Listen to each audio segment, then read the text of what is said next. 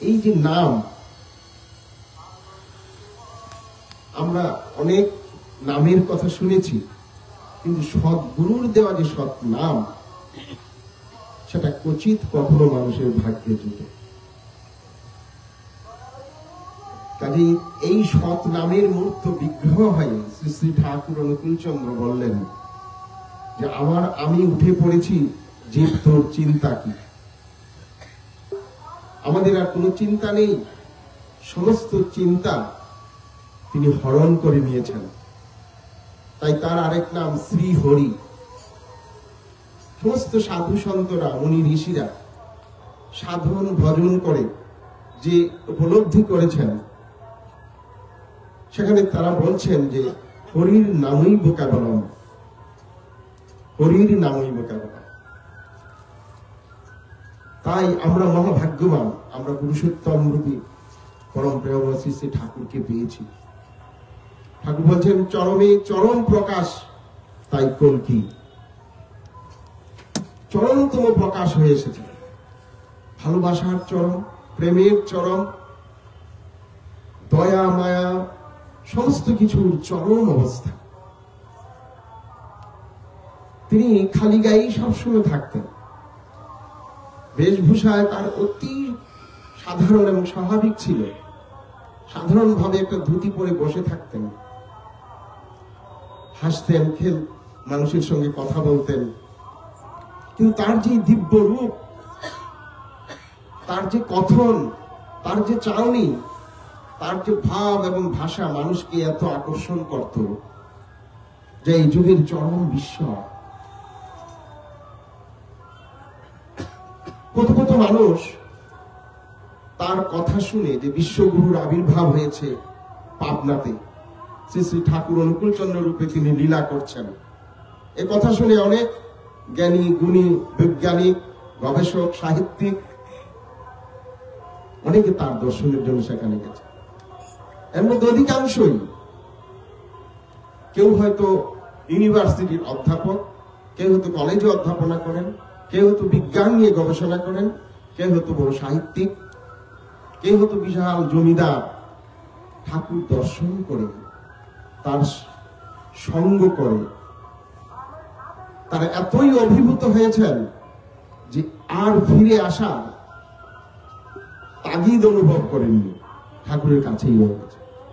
কোথায় চাকরি, কোথায় আত্মীয় স্বজন, কোথায় পরিবার পরিজন, সব ছেড়ে ঠাকুরের কাছে আত্মনিবেদন করে আছে। ঠাকুরের ভক্তদের জীবনে আমরা দেখি তার পার্শ্বদ যারা,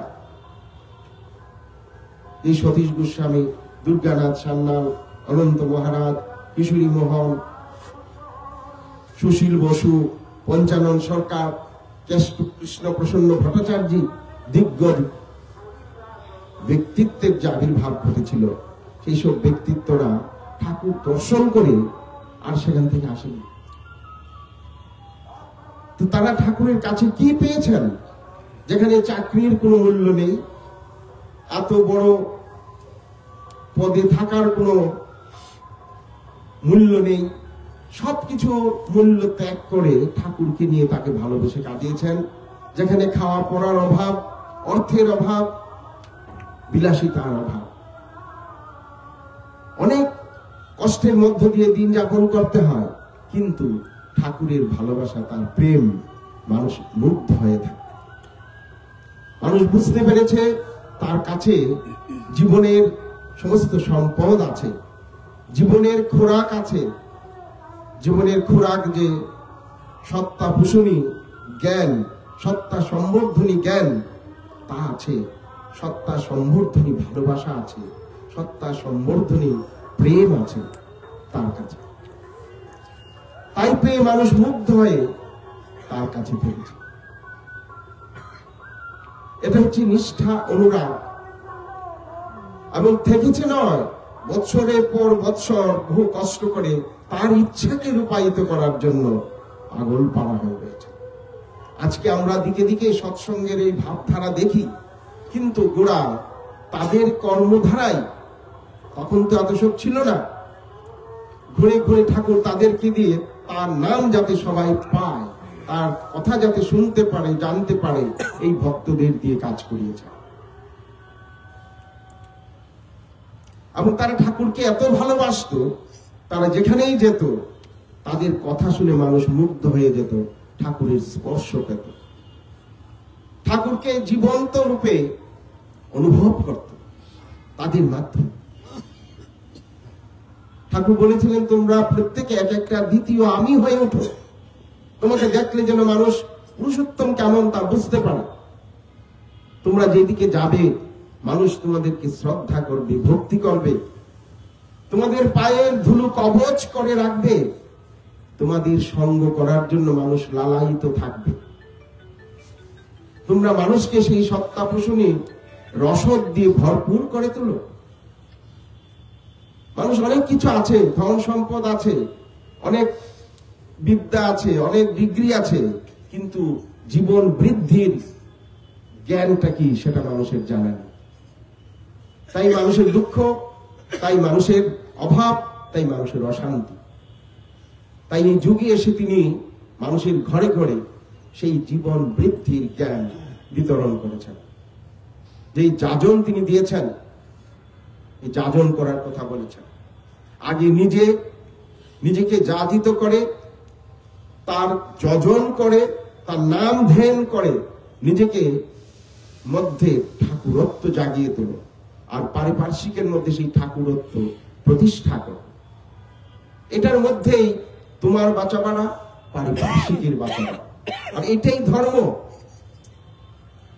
আজকে আমরা ডিপি ওয়ার্কের মাধ্যমে আচার্যদেব কি করাতে চাইছেন? মানুষকে তার কাছে নিয়ে আসতে চাইছেন। প্রত্যেকটি, কি দীক্ষিত কি অদীক্ষিত, সবাইকে তার চরণ তলে নিয়ে আসতে চাইছেন। কারণ এখানে না আসলে, না যুক্ত হলে মানুষের মুক্তি নাই, মানুষের শান্তি নাই, মানুষের উদ্ধার নাই। তাই তিনি এই কাজ করাতে চেয়েছেন। আমরা কেউ দীক্ষিত হতে পারি, অদীক্ষিত হতে পারি। এই মানব সমাজে অনেকে মানব আছে, অনেক দানব আছে, কিন্তু তিনি সব সৃষ্টি করেছেন, তিনি সবাইকে উদ্ধার করতে চান। এটা আজকের নতুন কাজ নয়। আজকে আমরা যদি রামায়ণের যুগে যাই, প্রভু শ্রী রামচন্দ্র এই ডিপি ওয়ার্ক করিয়েছেন। তার সময়ে একটা উদাহরণ দিই, তিনি দেখেছেন যে তার যে রাজ্য, সেখানে সবাই রাম নামে পাগল পাড়া, সবাই সহজভাবে রাম ভক্তি নিয়ে চলছে। তখন এমন ছিল না, মানুষের সহজ সরল ভক্তি ছিল, ভগবান বলে তাকে বিশ্বাস করত, তার আরাধনা করত, তাকে ভালোবাসত, তার পূজা করত। কিন্তু সেই যে লঙ্কাপুরী, এটা তো তারই রাজ্য, সেখানে সবাই রাম বিমুখ চলনায় অভ্যস্ত। রামের কোনো কথা নেই, রাম কথা নেই, রাম যে ভগবান, ভগবানের কথা নেই, তার কাজ নেই, তার প্রতিষ্ঠা নেই। তাদেরকে কিভাবে উদ্ধার করা যায়? তো সেখানে এই রাম কথা প্রচারের জন্য তিনি একজন রামের অনুরাগী ঠিক করলেন। কাকে পাওয়া যায়? কে গিয়ে সেখানে রাম কথা পরিবেশন করতে পারে? তিনি দেখলেন ভক্ত হনুমানই একজন শ্রেষ্ঠ ভক্ত আছে, যে জ্ঞানী, প্রজ্ঞাবান, দয়ালু, প্রেমিক, এমন তোর একজন। তাই তিনি সেটা ওছিলা, সীতা উদ্ধারের ওছিলা, সীতার সংবাদ আনার ওছিলায়